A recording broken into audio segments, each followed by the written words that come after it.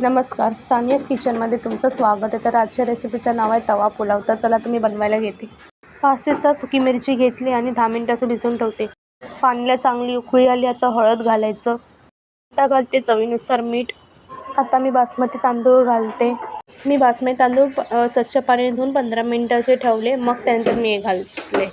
जास्त वेळ असं ढवळत नाही राहायचं, कारण तांदूळ मऊ आहे, तुटून जातील म्हणून. थोडंसं हलकंच ढवळायचं. तांदूळ शिजेपर्यंत मी इथे 4 लसूणची पाकळं आणि ही सुकी मिरची घालून चांगलं पेस्ट करून घेते. पेस्ट केली. आता मी यात टमाटर घालते आणि परत मिक्सरमध्ये ग्राइंड करून घेते. हे बघा, तांदूळ चांगले शिजलेत. आता मी गॅस बंद करते आणि सगळं पाणी काढून घेते.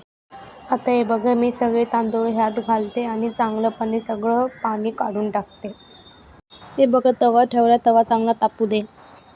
तवा चांगला तापला. आता मी तेल घातलं आहे. आता मी घालते बटर. थोडंसं बटर चांगलं मेल्ट होऊ दे. बटर चांगलं मेल्ट झालं. आता मी घालते 1 चमचा जिरा. मग आता घालते कांदा. चांगलं फ्राय करून घ्यायचा. मग त्यानंतर घालायचं ग्रीन पीस. मग त्यानंतर बीन्स आणि जी मी पेस्ट केली होती ना, ते घातलं. मग काश्मीरी लाल पावडर 2 चमचे. चांगलं ढवळायचं, मिक्स करायचं. चिमूटभर हळद आणि मग त्यानंतर भात घालायचा आणि चांगलं मिक्स करायचं आणि चवीनुसार मीठ घालायचं. आणि आता रेडी झाला आपला तवा पुलाव. आता मी सर्व करून दाखवते. हे बघा, रेडी झाला आपला तवा